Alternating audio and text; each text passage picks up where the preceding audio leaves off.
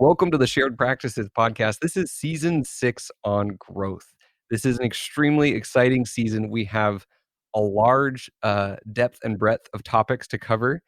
And we have with us today a repeat guest, a repeat offender. We've done some in-person recordings. It's not as fun remotely here, but I want to welcome Dr. Alex Sharp. Welcome to the show. Thank you, Richard. Thanks for having me again. You're a brave soul. No, this is going to be good. You're one of kind of the powerhouses now behind some of the things we're doing in shared practices, including the mastermind, which we can kind of touch on that a little bit tonight, but not the main topic we're going to get into. But I think at the end we should kind of circle back to the mastermind and what it's been doing. So this will be exciting. For sure. Cool. Well, we had you on. Let me think. I had you on at Voices of Dentistry like a year and a half ago. This is like a year and a half before the world fell apart for all the COVID stuff. And at that point, how long had you been in practice? I'd been in practice for 3.5 years at that time, and I had owned my practice for right at a year. Okay. So I was still pretty green, pretty fresh into practice ownership at that VOD interview. And I feel like you'd grown quite a fair amount, but you hadn't gone and like changed everything and just said, hey, we're going to tweak all these systems. We're going to break stuff and mix stuff up.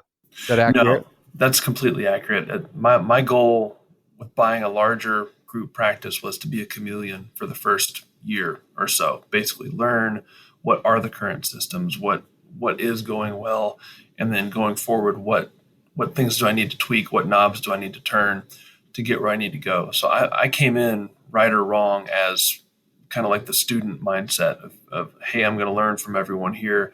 And then once I got my feet under me, then I was able to go in and start doing things, quote unquote, my way. And I think that's like, I think there's a lot of wisdom in that, because everyone thinks, oh, I heard this on a podcast. Like we're very guilty of that, of putting ideas out there and putting possibilities out there, and you hear, oh, hey, this worked in that practice, so why can't it work in mine? Or you go to Breakaway, you go somewhere else, you think, I learned this system, this is like the perfect system, let's come in and put this system in. When in reality, each office has a certain dynamic of the team, the existing patients, what they're used to, the insurance mix, the market, every office is unique. And to come in and think, here, I've got all the answers, when you're brand new and you don't even understand the context of your office, can be kind of dumb. So I really respect the approach that you had of coming in and understanding your office first before starting to smash things and change things. Well, the reality is, if you're buying a practice that does over $1 million in revenue, like in my case, we were doing 1.5 before I bought it, there's a lot of things that have been done right to get to that point. Like, you have to retain a certain critical mass of patients. You have to convert a certain ratio of treatment. Like, if you're completely striking out at every avenue, like your practice isn't going to be that good to begin with. Right. And so the same can't be said if you're buying a 3-operatory, $400,000 revenue hole in the wall practice. Like, there's obviously some things that could be improved there, but when you're buying a larger practice that's more of not a finished product, but more, it's further along the progression than a practice early on in its life cycle, then I think it would be unwise to shoot yourself in the foot by trying to upend the apple cart too soon. Because, I mean, there's a time and a place to start implementing change and to start reorganizing. But to me, in my context, that time was not early on. And that's why I would exercise caution to anyone who comes in guns blazing, because there's times that you have to do that. Like, if there's a toxic culture or there's a queen bee in there that doesn't want to play ball and play nice, then yeah, you got to do some rattling of some cages. But I would say take stock and go in with an inquisitive mindset rather than an authoritative one. No, I love that. And with that, you get your comfort level, you understand the players, the dynamics in the office, you understand what's truly broken. And I think one of the secrets to practice by numbers and shared practices and our philosophy is that yes, there's 1,000 different ways that you can implement systems in your practice, but knowing where and what to change is absolutely fundamental. So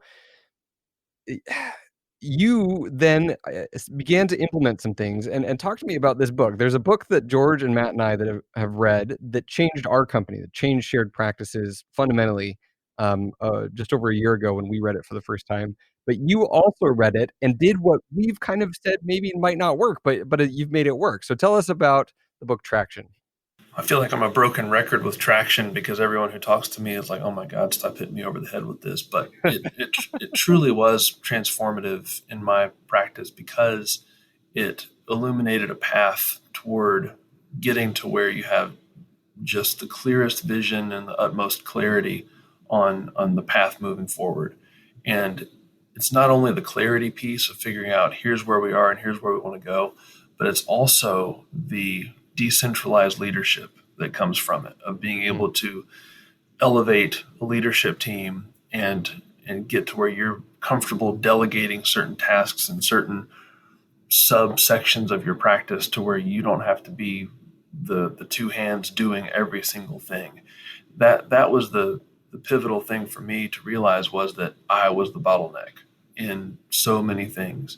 You have to learn as a practice owner to be the marketer, the decision maker, the HR person, the technician, and you can only wear so many hats in a given day, to where before you reach that tipping point where you realize either I'm going to stay right where I'm at and tread water and not grow, which means you're really shrinking, or I'm going to start delegating and elevating and get some leadership team people kind of around you to support you and bolster you. Because once you have that leadership layer in place, then the sky's the limit. I love it. And so mission command is a, military concept of the what you're saying, decentralized command, where the people who are working independently in pods and teams, they understand where we're going, they understand the mission, but then they're gonna encounter landscape that's different than what you planned for originally, and they have the power and the authority to make decisions and move forward. And if in the end they made the wrong decision, if they made a mistake, they know that they're not gonna be destroyed because they went out on a limb and made a good decision with the best information they had at the time. Maybe looking back, there was another way to do it. But that ability, that power, that freedom, if you trust your team and they trust you and they understand what they're supposed to be doing, they understand their limits, there's power and freedom in that. And I think especially from, you were saying you don't have to do everything with your own 2 hands. It's also you don't have to decide everything. I think deciding is one of the most fatiguing things we do in a dental practice, and as a practice grows, there's more and more decisions. There's decisions all along the way, but then there's just a volume of decisions by having more patients, a bigger team, a bigger marketing budget, everything else that goes into that. There's more decisions to make, and that's as a practice owner, I feel like what kills you is all of those little decisions. And once you realize the utility of that leadership team, then one day you'll wake up and understand, wow, like I haven't had to think about X for weeks. Or you see someone on a Facebook thread asking about a certain topic, and you think, oh, that's no longer really in my purview. I would have to ask my lead marketing person like what we do for that, because I don't know the specifics. Right. And in a weird, perverse way, it's liberating to realize like, oh, that's been happening, but I have no clue the specifics of it. Like I could not do that if you paid me because I don't know. But that's that. Back to traction, you have the leadership structure to where on your organizational chart, you have people that report to other people, and then those other people report to you. And so it's minimizing the decision fatigue, the communication fatigue that you were alluding to, where you have points of contact for each subcategory of your practice, to where, like, if there's an HR issue, I talk to my office manager. If there's an issue with poor, fluoride conversion and hygiene, I talk to my lead hygienist. If there's an issue with, temporary crowns being awful from one dental assistant, then I go to my lead dental assistant, because it makes it to where it's a very cut and dried organizational structure, to where everyone knows to whom they report and and to whom they're responsible. Okay, well let's dive into some specifics here, because it sounds like a year and a half ago when we talked on my segment. I know you've been on other segments of the show since then. Um, that wasn't in place. Talk to us about the leadership structure a year and a half ago, and then when did you read Traction, and how did you begin to implement this?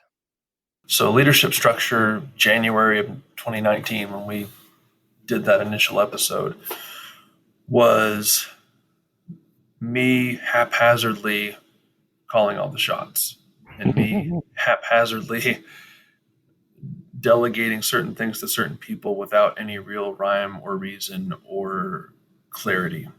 Okay, And so I quickly learned that you're not going to grow doing that. You're not going to ingratiate yourself to your hardworking team members when you're all over the place, topsy turvy, inconsistent. I read Traction probably around the same time you guys did. I think it was around like June or July yeah, of last year. I think it was the same person who recommended it. It was Kira Dent who recommended it Yeah, to us. Yeah. right. And so read that, and I started the pre-leadership team in my office in about September, Okay. where I had the bones of it. I had the two key elements, the office manager and the lead hygienist. Okay. And the tricky thing about Traction is if you read Traction and you implement it to a T, they recommend having your owner, your office manager, and then they recommend having basically a sales and marketing person, an operations person, and then a finance person, just for a generic business. So I Sure. figured, okay, in a dental office, you could do that, but that gets real unwieldy and murky.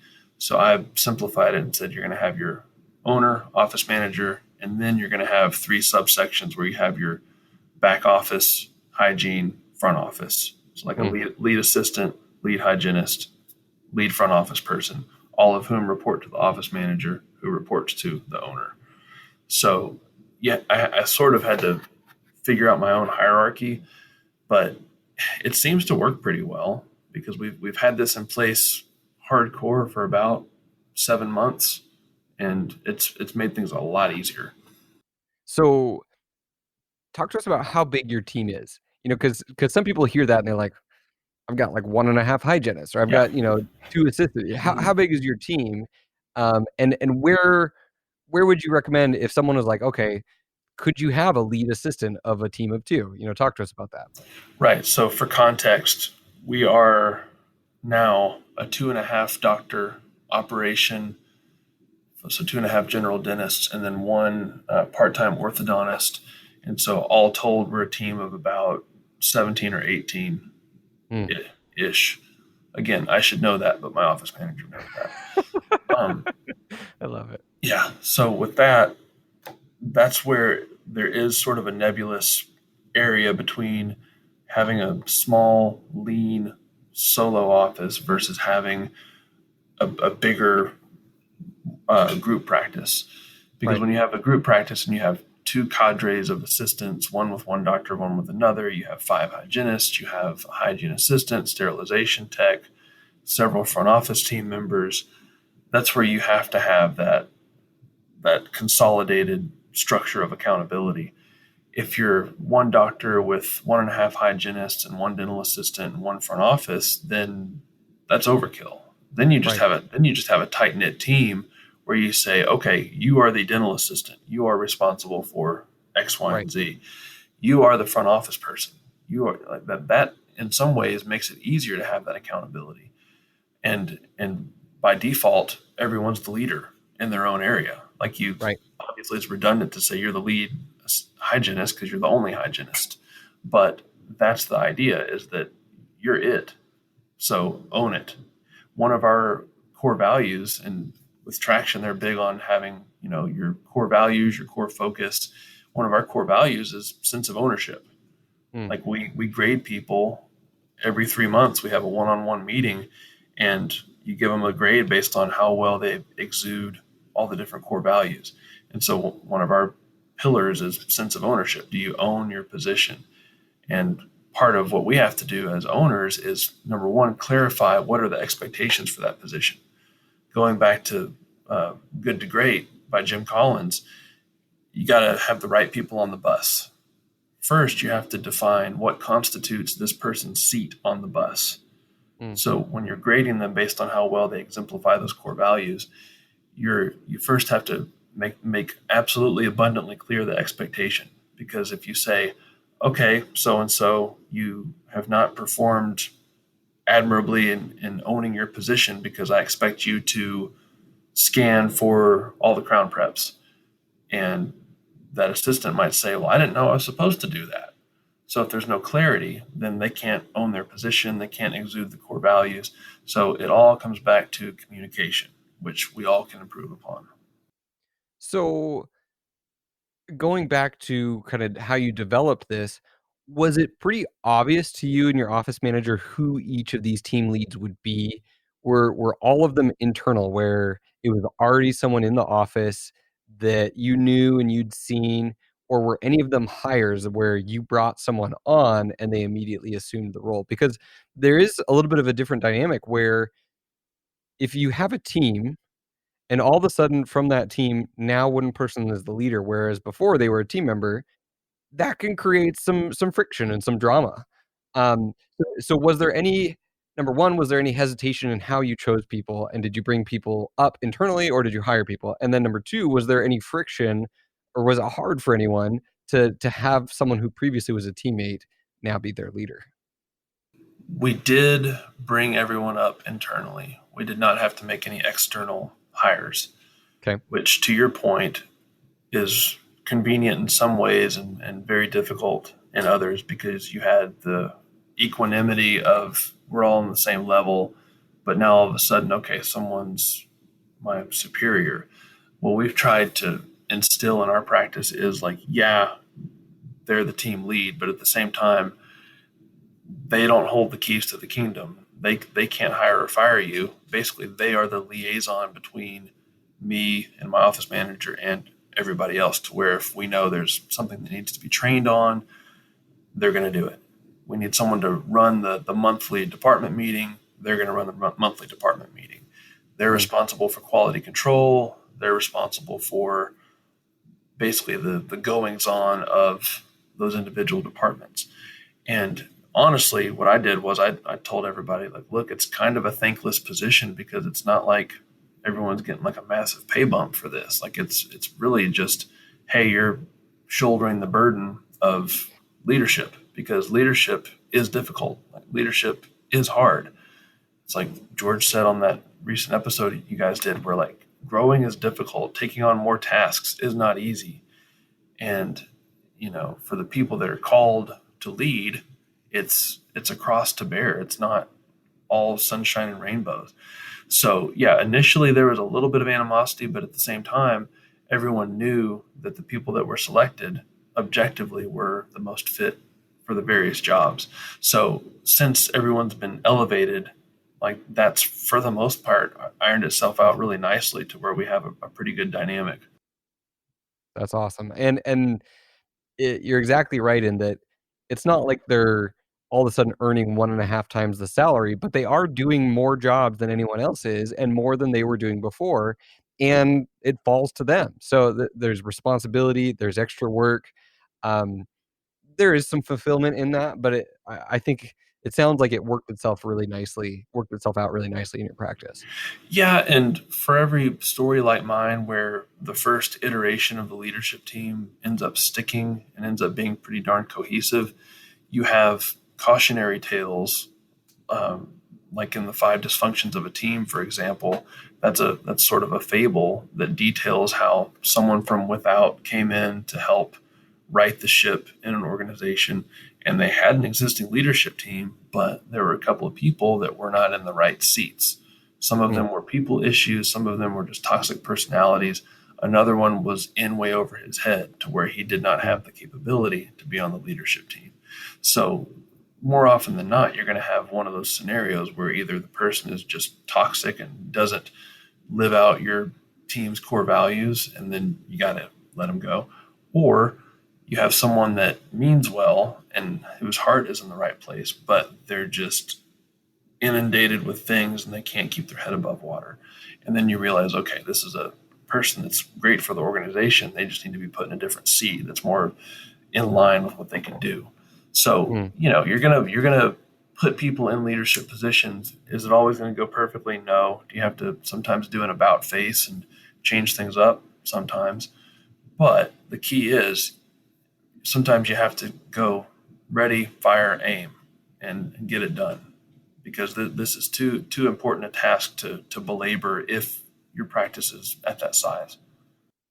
No, for sure, and that's good for people to hear because it's like, yes, you got lucky, and if someone, or, you had good people and you chose the right people, it all worked out really well in your behalf. But if our audience tries something similar and does not have immediate resounding success and unanimity in that decision, then don't be discouraged. That's just part of moving forward with things. Um, and then with that, some people just have a hard time giving up control. Some people have a very hard time trusting that people are gonna care about things the way that you cared about them, that they're gonna make the right decision.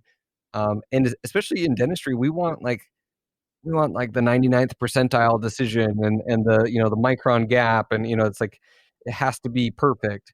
Um, was that hard for you, for your personality at all? Um, is that something you struggled with, or was it an immediate relief of delegating decision making and authority?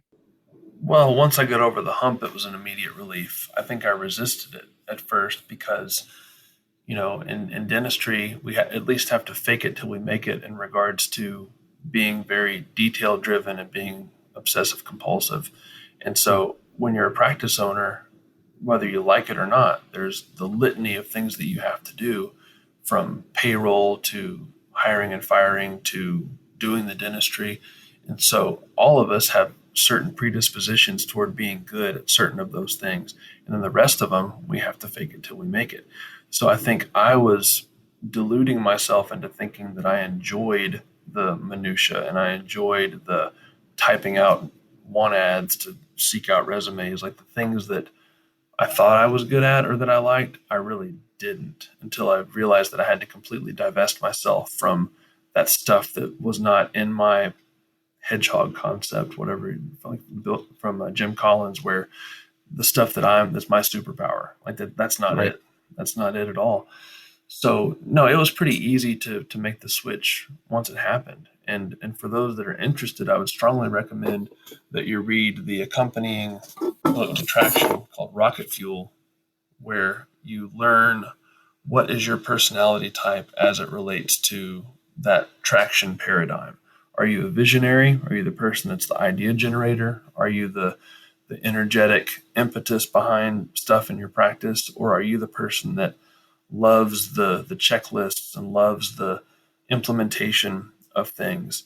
And so it helps you to figure out, okay, if I'm this, then I need someone who exemplifies the yin to my yang, to where we can have the whole together. Because I read that book, Rocket Fuel, and I realized, okay, I'm a visionary who's been having to do integrator things.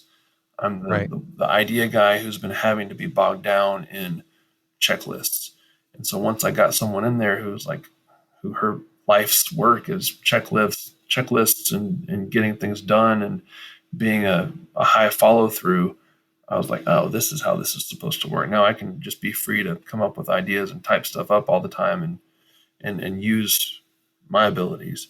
So hire people that make up for your shortcomings. Don't try to improve all your weaknesses because then they're just going to be like mediocre strengths. Double down on what you're best at. And I know this has been referenced on the show before when we've talked about traction.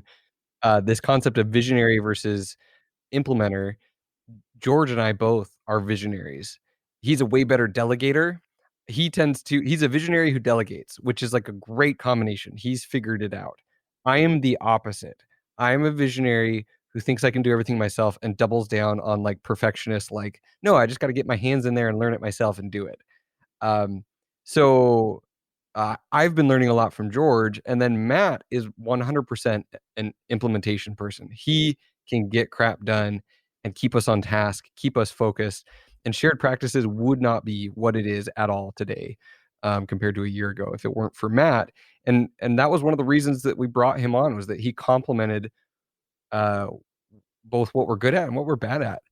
And so this is huge. And the sooner people can find this out about themselves and accept it, rather than feeling like they should be able to fulfill all roles to the max degree, the better off they're going to be. And so I need to read this. I mean, it sounds like it's some of the similar concepts of traction, but I need to go ahead and read Rocket Fuel now. So you've added to my list. That's good. Well, it helps you to fill in the blanks because, like you said, it's helpful because it gives you a pretty impartial way to gauge where you're at. Because, like you said, there's some shades of gray there to where you can be a visionary that's good at delegating and offloading things to others, or you can be the idea guy who just wants to see each idea through without being able to give it to other people. So yeah, finding as you're building your team, looking at, okay, I need someone that's a strong integrator, that's very high in fact finder and follow through, to use like the Colby terms, because you're probably more of a quick start, where it's like, man, get me going and I can figure it out along the way. And then some people are like, no, I need to have the method. Give me the method. Right. No, and finding that out about yourself is huge. So going back and reading Traction, reading this book is going to be a big part of it. Part of the success of Traction for shared practices has been the meeting format. So, we came up with our core values, we came up with our 10-year vision, we came up with our 3-year vision, our 1-year vision. We're doing the quarterly meetings, we're doing the weekly meetings, or bi-weekly, whenever we end up getting to them. How have you implemented the system of meetings in a dental practice? Because, you know, not everything in Traction translates perfectly to a dental office, but I think there's a lot of really good things in there around meetings, accountability, vision. How have you done it? Yeah, we've modified it slightly, but we stick more to it than we don't. For example, our leadership team meets twice a month. So every other week we meet. We met every week during COVID just because we used that time to really knock some stuff out and shore up some of our weaknesses. But now Mhm. we're back to every 2 weeks. Once a month, I meet with my office manager. Uh, Once a month, we have a department meeting where all the hygienists meet, all the assistants meet, all the front office meets. Once a quarter, we have a whole team meeting where everybody sits in a conference room and we go through some exercises and a presentation, kind of like a State of the Union once a quarter. And then also once a quarter, the leadership team meets. And then once a year, the leadership team meets in the annual retreat format that they talk about. But the biggest, and there's also some meetings where the assistants meet for lunch once every other week, and then I meet with my associate once a week. So crap ton of meetings. Like, it's so many meetings. But here's the ironic part. Like, an anonymous survey to my team a few months back just to see what's everyone think about stuff. And Are they sick of this? Do they hate this? well, and Yeah. this was actually before I rolled all this out. So Okay. I asked the questions like, okay, what's going well? What do I need to improve? And I thought that, okay, I'm a great communicator. I thought I'm doing a wonderful job at communicating. And then, bar none, the most common issue people had was they felt like the communication was not as good as it could be. And Mm. that hit me like a ton of bricks, because, like the episode you had with Murray, where he was like, you almost need an advocate sitting there with you when you go through these anonymous surveys, because it can be very psychologically damaging. Like, Yeah. man, I latched onto that and I was like, oh my gosh, I'm a terrible communicator. What's wrong with me?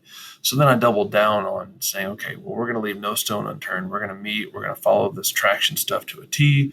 We're going to have meetings and meetings and meetings. And it's helped a lot. Like, it's definitely different for people that have been in dentistry for 5, 10, 20 years. They're not used to this. It's been a bit of a change for a lot of the veteran people, but they see the utility of it, and your culture is way stronger because of it, because you're spending time on them. And I think there's something to be said for your team seeing like, okay, this is not a revenue generating activity that we're doing right now. Like the fact that we're on the clock and we're meeting and we're working to improve each other and improve what we're building here, I think that hits them in a way that's a little different than saying, okay, we're going to go to a course on however to produce more revenue. Like they see that Right. we're just trying to work on teamwork and trying to make this a good place to work and serve our patients. So, it's a lot of meetings, yeah, but at the same time, I think your team eventually comes around to appreciating it. And I think what you went through there with realizing, "Oh, crap, maybe I don't communicate as well as I thought I did." We walk around in our own heads all the time, and we have these ideas, and we're thinking about them all the time, and maybe we share some of those ideas. We attempt to share some of them once with a team member or someone else, and we think we've communicated, like, what we're thinking and what our intent is. In reality, that person probably didn't even hear or understand what we were saying. Who knows the emotional state they were in? Who knows what's going on in their own life? What's going on with the last patient before they talk to you? And so you think you're, like, giving yourself a pat on the back, not you in particular, but Yeah. we think that, like, "Oh, yeah, I just communicated what I'm all about and what we're trying to do here," when in reality, that person has no clue what you're talking about. And so having structures of communication, AKA meetings, and a clear line of a chain of command is essential for getting the right things out to the right people, and they have to be repeated, even though, a lot of people, it's gonna feel like repetition. For one of the people in the room, this is the first time they're really hearing it, or that they're ready to actually, like, comprehend and process and move forward with what the team's trying to do. So it's hard because you end up, if you're not over communicating, you're definitely under communicating, and I think that's a huge takeaway for everyone. Right. And in traction, Gino Wickman talks about how people need to hear something an average of 7 times to fully comprehend it. And to those of us that are coming up with the ideas, it seems insulting to think that, oh my gosh, we need to say it 7 times to people. What are they for? But really, like you said, with everyone's context being different, with, who knows what their family life is like or what the last patient interaction was like, you need to have them hear it several times to fully get it. Like we have our core values on the wall. We talk about our core values as much as we can. I try to reward people and call them out in a positive way when they exemplify those core values. Every quarter, we have core value awards, kind of like on The Office with the Dundies. It's sort of like that, where like we have our 5 core values, and then each quarter, whoever's done the best with that core value gets a trophy that gets to go in their treatment room. Nice. And it's fun. People enjoy it, and we have a thing going to where it's like whoever gets all 5 of those awards first gets some kind of trip. So I mean, it's fun. People enjoy it, and it's part of our culture because people, if you make a solid culture, your team gets territorial about it in a really good way. To where when you're Mm. hiring, they're like, oh, that person's not going to be a core value fit. Like they're just not. Like, do not bring that person in here. And it's great because it's like a self protecting entity that you build.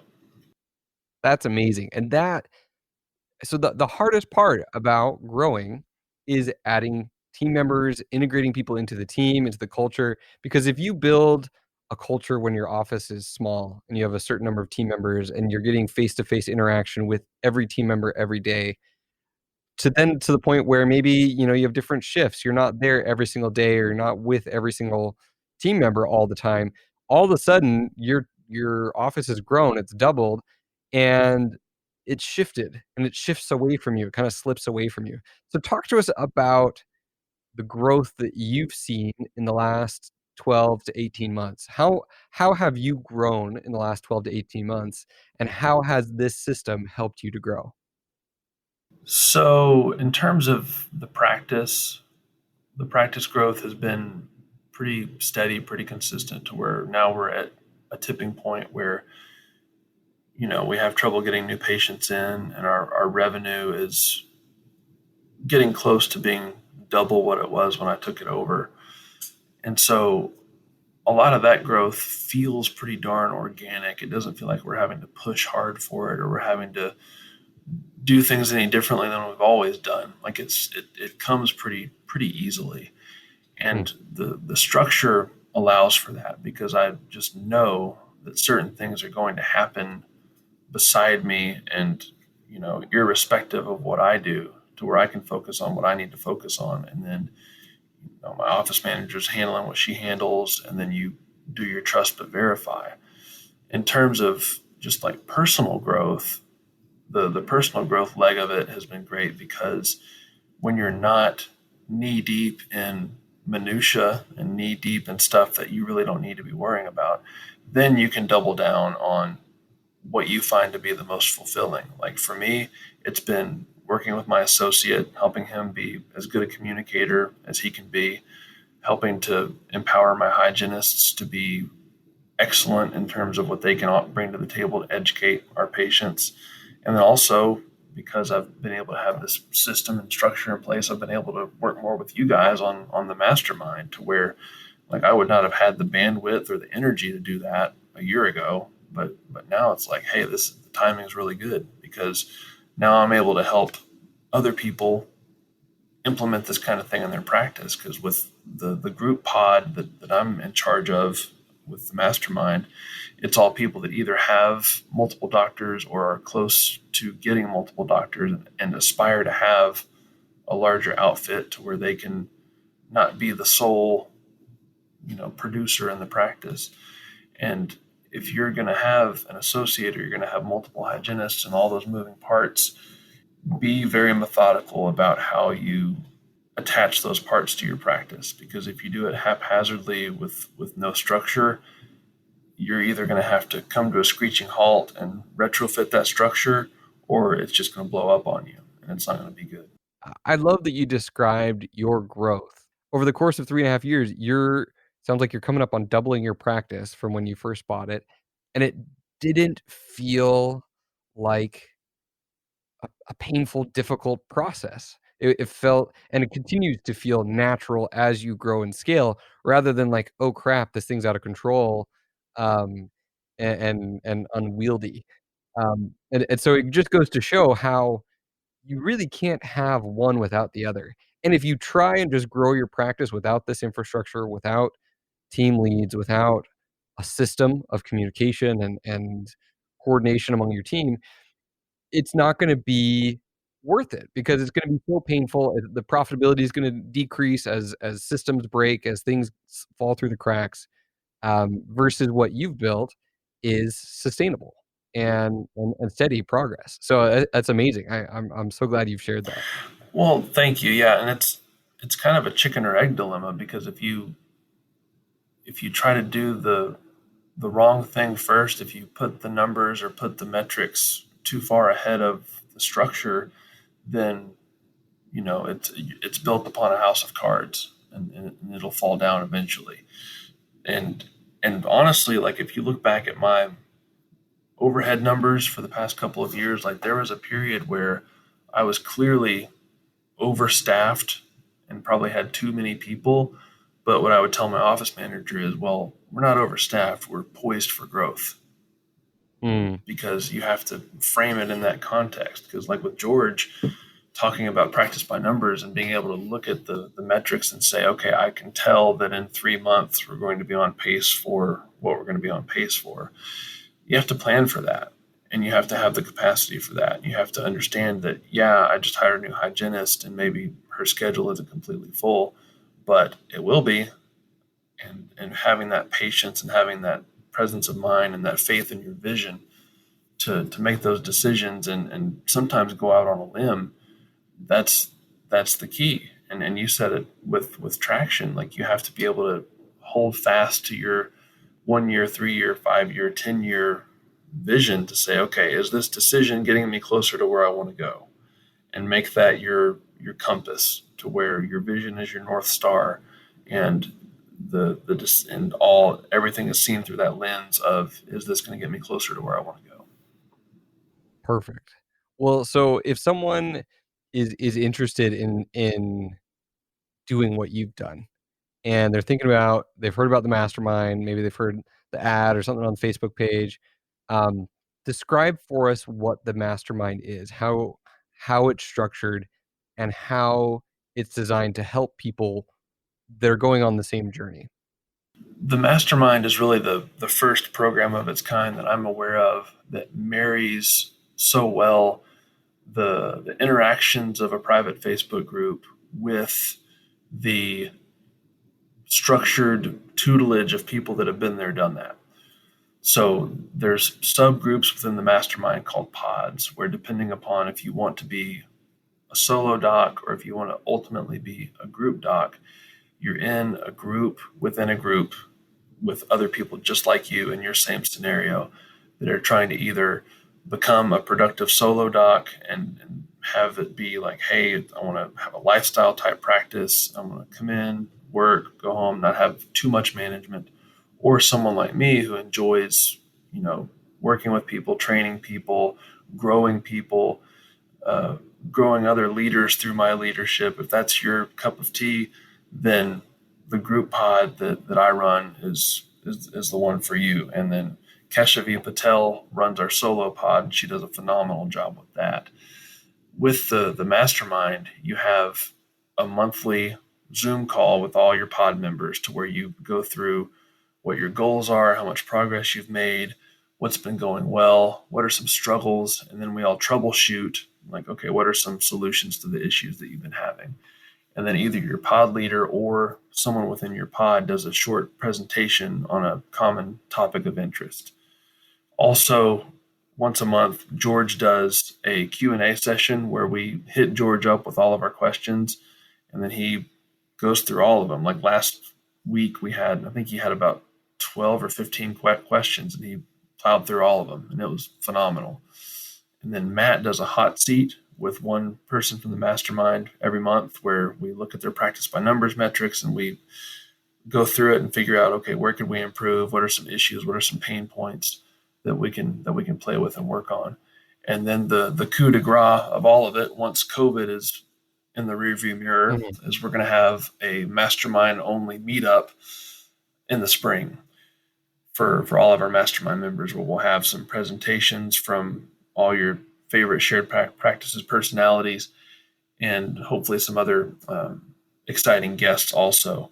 But that's what the mastermind is all about: is the interaction, the camaraderie, the shared focus on everyone getting to their goals. And that's been the most fun part for me so far in the mastermind. In the couple of months we've had it going, is just seeing everyone interacting so well and having that shared accountability, because it's not like any garden variety Facebook group. Like, it's everyone's in it, checking up on each other, communicating all the time, and spurring each other to improve. Like, this all makes me so happy because I've wanted to do a mastermind for so long, and I've been the bottleneck of, prior to Matt and George really having all of us implement traction and hiring people, bringing people on.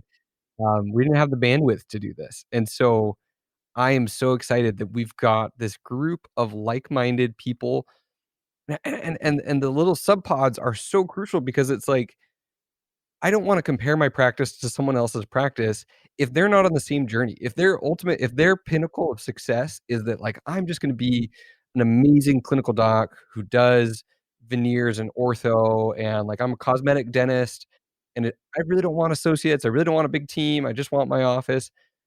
Eh, but if you take that and pair that up with someone who is trying to grow and have a bigger group practice, those are 2 different journeys, 2 different sets of optimization, of growth trajectories, of pain points, and so having people that come from a similar philosophy and mindset, that are at similar points in their journey. Some people are a little bit further along than you, some people are right where you are, so that you have a data set to compare to and to learn from and to chart your journey by, is what I've always hoped for, and you guys are doing it. It's amazing. So thank you for leading the pods and for everything that you've put into this. I'm so excited as this unravels. I'm excited for COVID to finish, and be able to do some stuff in person. It's going to be a blast. I know we definitely will have earned it by the time all the fetters come off. We'll be ready to roll. Well, perfect. Well, this was everything I was hoping it would be, and I think we've driven home the point, and it almost puts a point and a framework to the last season that we did on leadership, culture, and change.